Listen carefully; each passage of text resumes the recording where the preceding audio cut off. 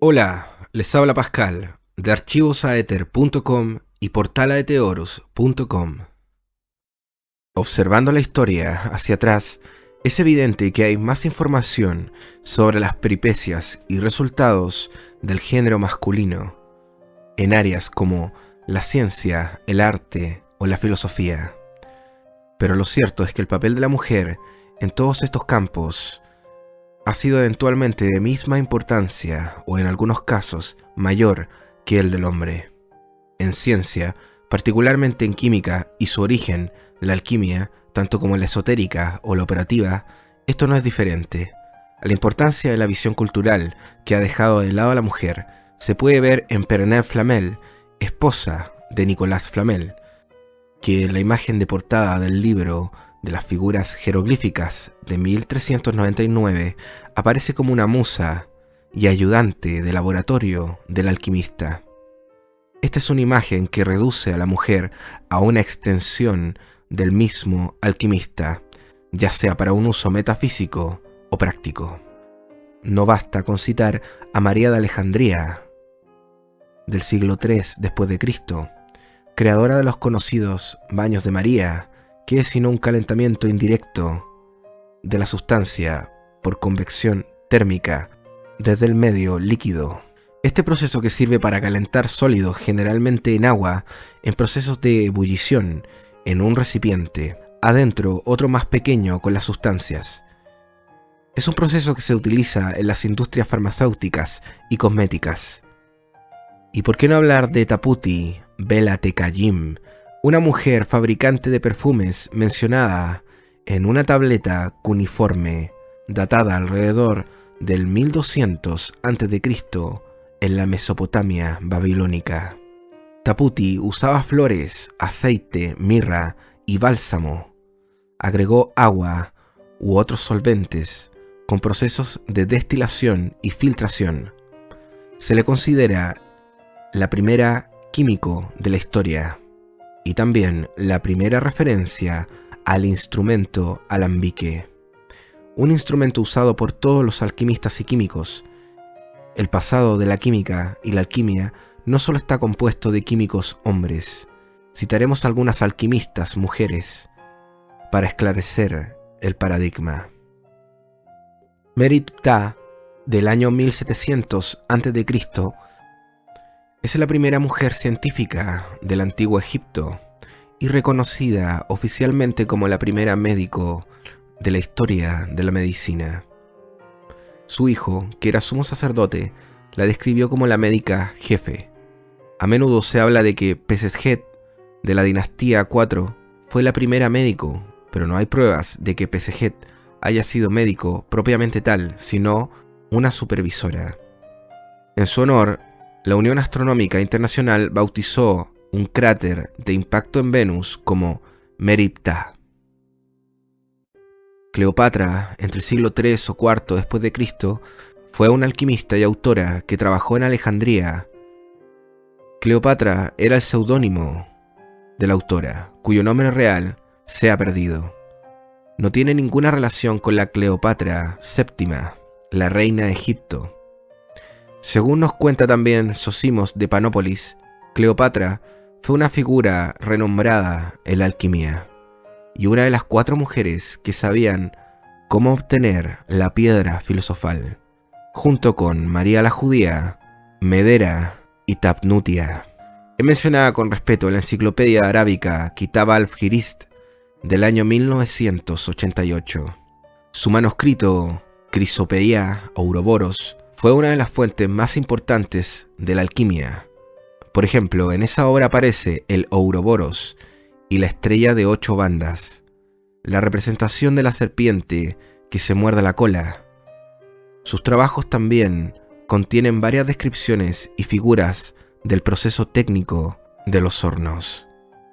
Cleopatra no consideraba la investigación como búsqueda abstracta de conocimiento, sino como una manera de enriquecer la vida humana. María la Judía o María de Alejandría, entre el primer siglo y III después de Cristo, escribió varios textos sobre alquimia, aunque ninguno de sus escritos ha sobrevivido en su forma original. No obstante, hay muchas referencias a su trabajo, por ejemplo, en los primeros textos de alquimia escritos en los siglos posteriores, tales como el de Zósimo de Panópolis, publicado entre los siglos III y IV.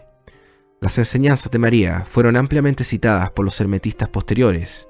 Su principal obra conocida es Extractos, hechos por un filósofo cristiano anónimo, también nombrada como Diálogo de María y Aros, en donde están descritas y nombradas las operaciones que después serían la base de la alquimia. Además del famoso calentamiento al baño María, diseñó el equipo de destilación, como el alambique, llamado Querotakis, y uno más complejo, denominado Tribicos.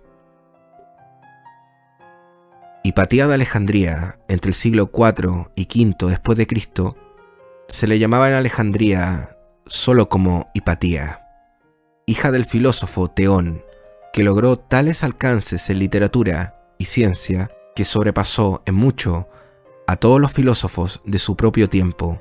Se le considera alquimista, poeta, filósofa, renovadora de la escuela de Alejandría, con grandes conocimientos de matemática y conocimientos esotéricos.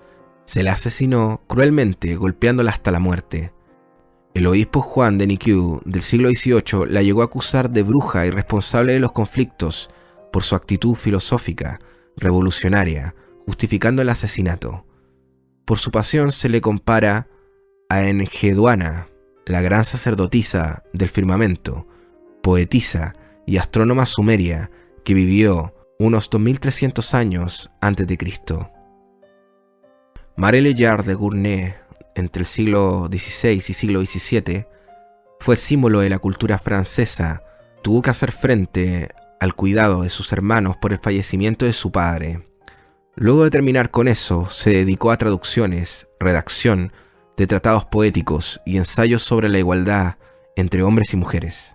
Debido a su pasión contra los convencionalismos y machismos dentro de la ciencia de la época, se ganó enemigos y su obra no se conoce tanto. Cuando tenía alrededor de 50 años, escribió un breve apunte de sus años de joven, titulado La copie de la vie de la demoiselle de Gournay, o Limitación de la vida de la señora de Gournay. Cuenta con experimentos químicos y responde a aquellos que la atacaban, diciendo que no era propio de una dama observar las proporciones de una buena cocción.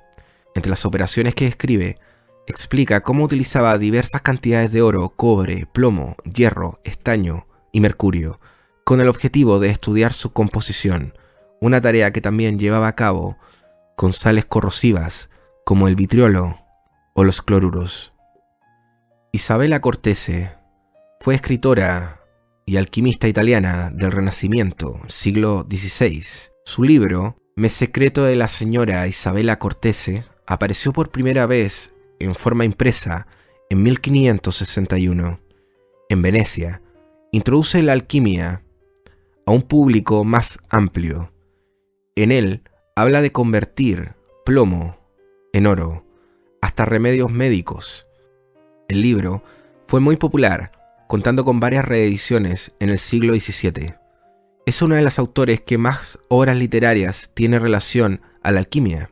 Su secreto tiene una colección de temas crípticos en alta tradición alquímica, y seguro tuvo mucha más difusión que otros trabajos de la época. Marie Maudrac, del siglo XVII, fue una alquimista parisina. Se conoce muy poco de su vida, solo lo que se deduce de lo que aparece en su obra. Ni siquiera se conoce su fecha de nacimiento. Escribió La Chim charitable facile en faveur de dames. Esta obra recoge todo el conocimiento de la época sobre la química, así como su propia experiencia en la preparación de cosméticos y medicina, algunas de las cuales ella distribuía a los pobres. Su obra se organiza en 6 partes, las 5 primeras según el mismo patrón de los libros de los textos de química de la época, cuyo objetivo principal era preparar medicinas.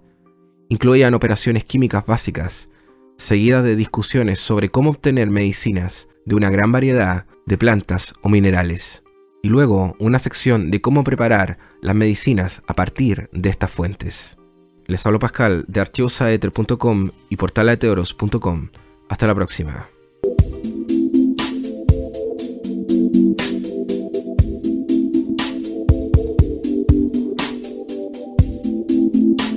Archivos.